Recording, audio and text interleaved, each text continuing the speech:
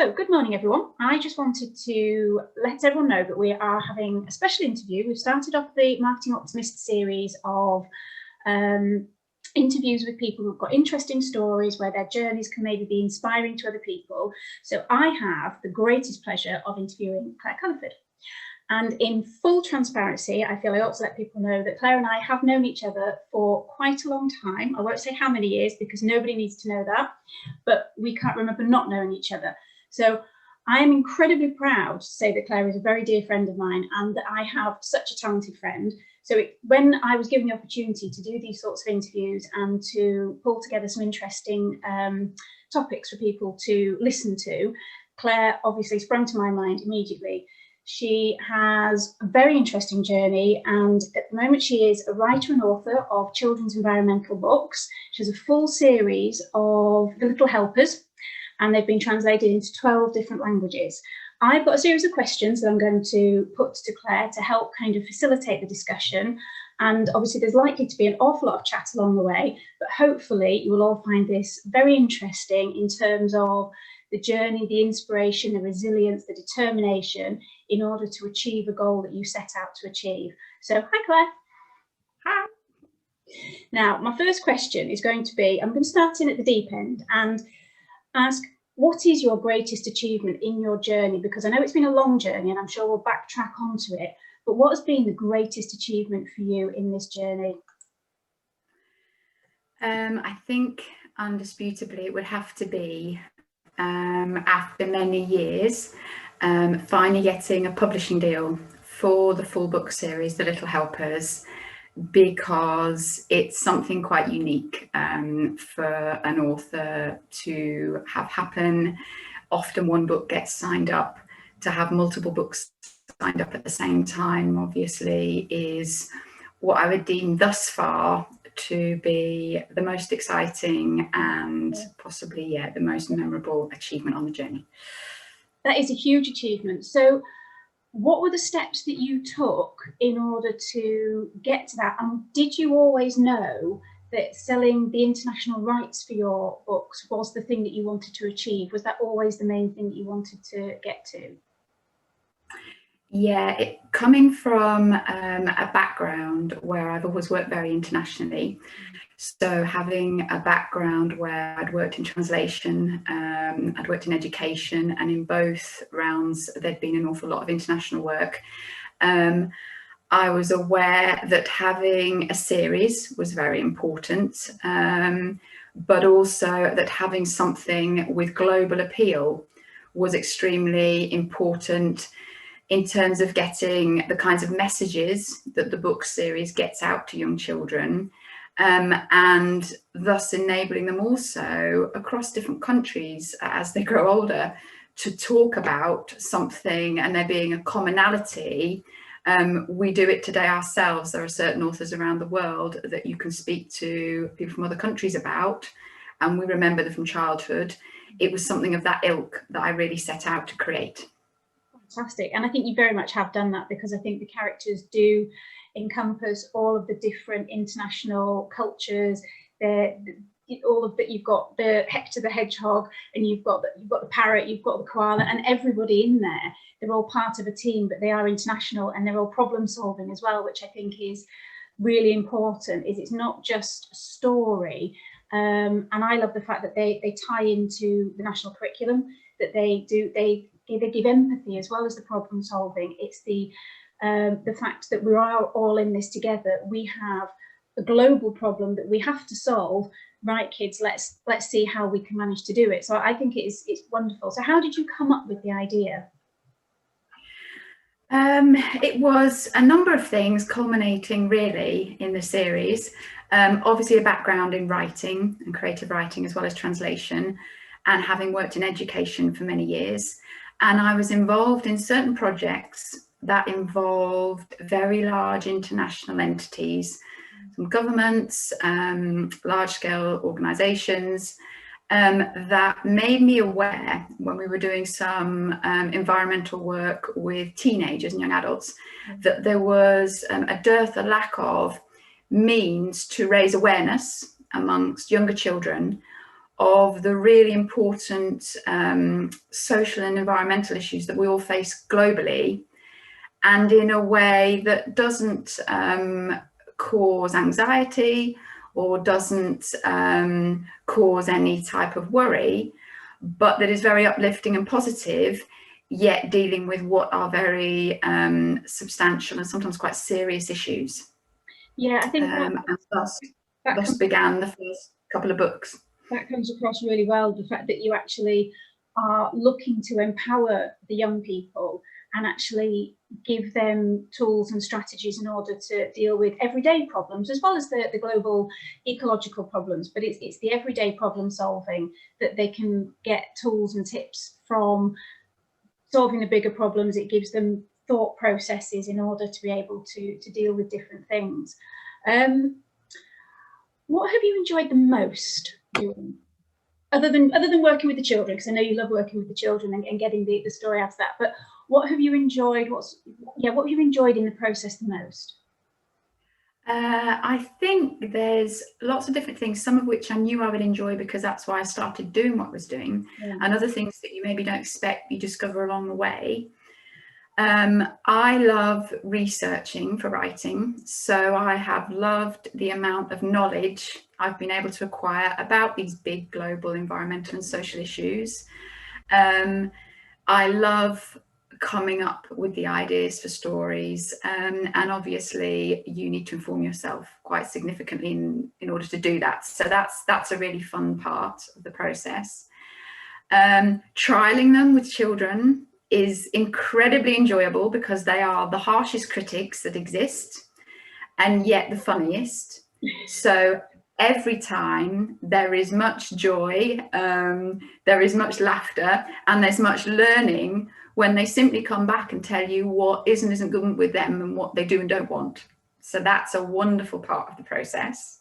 Yes, they are very good feedback, aren't they, children? Yes. The best, absolutely the best. They tell you everything you don't want to hear. So. It is absolutely amazing, but it's so transparent and it is so honest that they've not tried to filter it. They've not tried to put any, which is great because it is their true thoughts about something. So it is the best feedback that you can have on something like that, isn't it? Absolutely. And then what's lovely as well is the counter to that is when they love something and something is really working well with them, it is also very evident. So they make it apparent when they love something. The level of engagement makes it clear that they do. So you're told when you're getting it wrong, and it's quite visible when you're getting it right. And so that's a lovely counter to the some of their very interesting thoughts. So. And what would you say the flip side of that then is, what's been the bit that you've enjoyed the least? What's been the most challenging part of the journey? I think there has been an incredible amount of rejection along the way. People have told me all manner of different things, not always in an overly critical fashion, but there's been an awful lot of, it can't work like this, it won't work like this, you won't be able to achieve it like this, by people who are, I hold in great esteem in different industries, certain people in the publishing industry who would give me advice, but also tell me categorically why perhaps my books, which overlap, say, the education and fictional markets, weren't going to work because up until now that wasn't really a recognised genre. So they felt it needed to be either education or it needed to be fiction. So it's never been done before, so therefore we can't do it. Is that, yeah? That was sometimes the feeling. You try to be incredibly positive and say, well, I feel that what I'm doing is new and that's the whole reason for it. Not a particularly enjoyable part, because you then go searching for the people who say this can be done, this will be done, because on a very long journey, you need a lot of that. Not overly enjoyable, and probably the quantity of hours and the amount of time. There are many times at which you think, I'd rather be doing other things, I wish I could be doing, if only I were. And something nevertheless, passion, no doubt, drive, conviction, keep you thinking, not what I feel like doing today, but it's what I'm going to be doing anyway, because it's what I believe I need to be doing. And some of those days and evenings and weeks and weekends have been challenging at times, because it requires a very significant amount of discipline and self-discipline. Yeah, I think that the key thing that I find in a lot of new businesses, in my role, in for what you've achieved, it's turning up every single day, doing something that you believe in, that you're passionate about. And there are days, yeah, that you feel like, oh God, I don't want to do that. I, really can't find another story to post about on LinkedIn. I really can't find something positive or motivational, but you just have to. And it is that kind of being noticed. And you don't, some days you might not get noticed massively on Twitter, on LinkedIn, on Facebook, whatever, but some days you will, because whatever you've posted has resonated. And then all it takes is for that one particular post to be the one that people notice and that takes you further. And I do happen to know that you've had some quite significant recognition from people within the industry. You've had some quite big names, if you like, celebrities, should we say, who have congratulated you on the work that you've done and have been really quite supportive, if I remember rightly from our conversations. No, I've had lovely people along the way. I've had everybody from, and it's not even a case of name dropping. I think it's really important. Those people have kept me going when the challenges were constantly being presented. Some of the wonderful big publishers, HarperCollins to name but one, who I exhibited the series next to at Frankfurt Book Fair.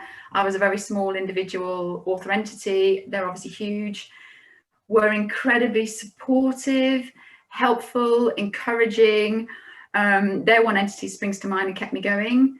Yeah. I got a lovely piece of correspondence from Sir David Attenborough to tell me that he thought the series was great. That letter's kept with me. I've had a beautiful piece of correspondence also from quite a well-known author that lives locally here, a lady called Joanne Harris. Those kind of things inspire you to keep going and mean an awful lot. And the people probably don't even realise that a few minutes of their time make the world of difference to you. And it's something you learn as you go on as well, how very important it is that you're doing that for other people who come to you with their ideas and their passion and their new projects, because that encouragement is what also helps keep you going. Yeah, I think that's a very important point to make, is that as you become more successful and people start recognising you as a name in the industry, the other people who are coming up behind you doing their own version of their journey, if they're looking to you for help, support, advice, that it is that, yeah, actually, I will reach out and I will, spend 5 minutes writing a letter or feeding back to say, yeah, well, fantastic idea, go for it. Or, my experience is this, and helping to share so people can grow. And like you say, I mean, I remember when you got some of those bits of feedback from the people that really mattered, and it does give you that bit of a warmth inside of, I am doing the right thing. This is what I was meant to do. And these people who I respect and trust their opinion, they think it's right as well. So actually, yes, hard work has been worthwhile. Absolutely. And more as time goes on, what you tend to find then is sometimes these people come along without you even having initiated correspondence. And I think that's what's really lovely, because then you do start to appreciate, I'm in a very privileged position, and that's something that I then can use to help other people on a similar journey. And I think it's probably one of the most enjoyable parts of starting to have some success with what you're doing, is what you're also able to do to help other people. It's incredibly fulfilling and enjoying to be able to say, I know how hard it may be at present, but keep doing what you're doing. It's a lovely thing to be able to share with people. It is. I think it's very powerful that what did we call it the other day? Authentic support. So it's not just supporting for the sake of, oh, it looked good, or because you feel it's the right thing to do. You're supporting somebody and helping them because you actually want to help them. Not because you feel that somewhere down the line that something's going to come out of it, but it's because you really, that's what you want to do, is help and support them. And the creative collaboration that's involved in getting a project like that together is the same, or it's very similar when you look at a lot of the collaboration that businesses need to do together to work with their suppliers, to work with the experts in their field, to make sure that everybody is doing the best that they can in order to make something happen. And we can't do it all. I think that's the thing. We can't do everything. we're just not capable of doing everything perfectly, and we shouldn't try, because that's just a recipe for success, for disaster. It's, you know, you're not going to be able to achieve it. So it helps if you can help other people, and then also allow them to help you, because sometimes that is quite hard when it's something that is your own dream, your own passion. Then allowing other people in can be quite hard. Did you find that? Yeah, I think there was an element of that, and I think it's fair to say a lot of us, when it's something that matters to us so much, yes, it can be hard and you can get very protective of it. The good thing I find is when you do feel very passionate about something, you have a desire to share, whether it be casually, whether it be on a social plane, whether it be because you're dealing with work colleagues. And in having done that from very early on, organically that help starts to manifest itself, and you start to realize the benefit of that for keeping you going during the difficult times, for absolutely helping you do things that you would not be able to achieve on your own, and for sharing the enjoyment of the milestones along the way. Yeah. Because it doesn't really have much taste, the happiness and the success, if it's not shared and if it's not fed back to those people who supported along the way. And the more you do it, it's a bit like a muscle. I think the more you appreciate its benefit and the more you want to do it and you actively seek to do it. But no, there is no way that I would be able to have achieved the vision that I have and that I continue to have going forward without more and more people coming on board to help. And it becomes more and more fun and more enjoyable as we go. Now, slightly different question. So did you always know that you wanted it to be fully international? Did you ever think that it might just be kind of European? Because I know your languages are based more around sort of European languages. Did you ever think that, did you always think that it was going to be international? I did, yes, because one, I have a propensity to think big. And so to me, international meant international. It didn't maybe mean the countries where I'm fortunate enough to know some of the language, or countries where I have some friends and colleagues living. It was something that was designed to have appeal around the world. And the nature of my work helped with that. It made me aware of other brands, if you like, that had achieved that. So I suppose that also helped me to realise that it's possible.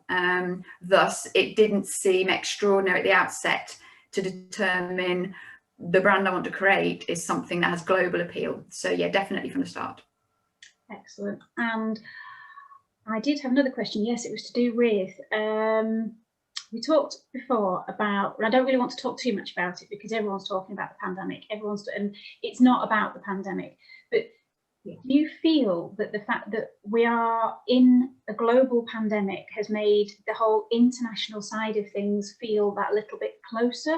Because we are all in this together, and I think that's, from an environmental perspective, we've kind of known that we're all in it together, but this is now meant because everybody is impacted by this. So does that make it more possible for people to think at a wider scale?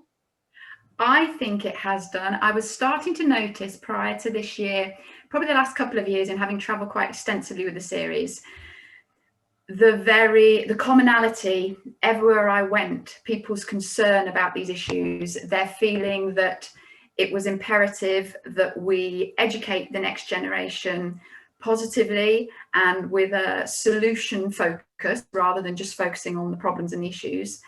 The minute the pandemic came about, that in all aspects seemed to be something people became aware of, that it is very much about focusing on solutions.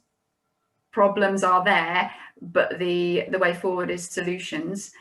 And it also enabled me, because a lot of us had more time at home, sometimes time that was due to be filled with certain activities that then wasn't, to interact with even more people internationally, to discuss, to get an awareness of what was going on in their countries, to garner support both for the series. So for example, large international wildlife and environmental organisations and social organisations may be endorsing the series, but I too was then able to do things for them, utilising maybe other skills that I had, other areas of knowledge, other contacts. And I think it was quite a precious time, because it really did start to feel as though it doesn't matter what particular aspect of this we're working on, when we come together, what we will achieve is going to be much greater. And that really was incredibly highlighted during, well, has been highlighted during the past few months. No, I think that's so true, that it's made everybody so much more aware of the possibilities. Yeah. I think the fact that you've got the technological advancements and now everybody knows what Zoom is. I imagine in February, if you'd asked people what Zoom was, nobody would have known, or there'd have been a very small percentage of people. And now, what was it? They say that necessity is the mother of invention. And now you've got people like my mother doing her U3A and NWR calls on Zoom, and they're all kind of in their 70s and 80s, but they're loving it because it's a new way of communicating with people. So I think it has made people aware that all the technological advancements aren't always bad. I know sometimes they're seen as, you know, don't let kids spend too much time on technology because it's rotting their brain. Well, anything in too much, anything in excess is not good for you, but use the tools correctly. And if you use the right tools for the job, then they can be really, really positive. So I do think it's been an important development, a horrific one, and I think it's very sad. But I do think if you look for the positives, and let's face it, we are the Marketing Optimist, we are the optimistic team, and yes, that's why it's brilliant for me, because I'm probably a person who can put a positive spin on pretty much anything if I possibly can. Probably quite annoyingly so for some people, it has to be said, but that's just where I am. So what's next then, Claire? What's the next step in the journey? Well, at the moment, what's been happening is I have been interacting with a lot of organisations globally to get their support and endorsement for the series. The first 2 books have now been re-released in their new format by the publisher, and the next 4 are going to be released over the next 4 or 5 months. It's looking like further books have now been signed up. I've written 30 in total at this stage for the series. And obviously what happens in the book industry is that you release a number so that you're able to work out how to develop further ones going forward. But things are looking very positive with regards to the series being sold internationally to all manner of markets around the world, the brand gaining in notoriety, and then offshoots such as the animated TV series.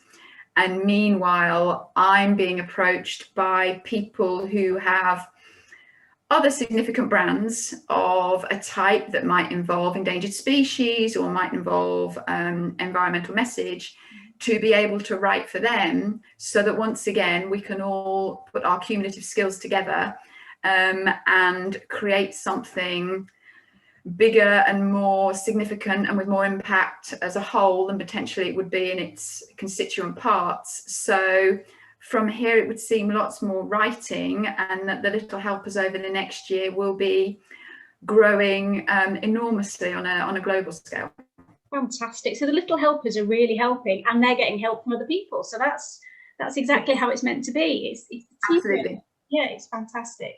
Well, thank you for that, Claire. Really, really enjoyed it. It's great. I mean, obviously, I know we do talk quite a lot about various things, which is brilliant, but I wanted, because I've gained so much from knowing your journey and from being there for part of it and being able to be involved in it.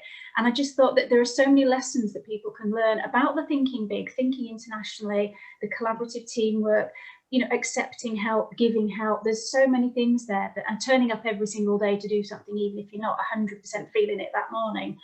And I think those are big things that people need to learn or need to understand, and maybe have reiterated to them that that's how you get success. There's no such thing as an overnight success, that it doesn't just happen. And even if it looks like it's happened, it's like the tip of the iceberg, isn't it?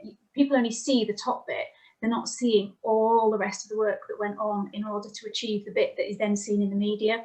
And I do think it's a really important thing. So thank you very much for that, Claire. I'm going to thank you.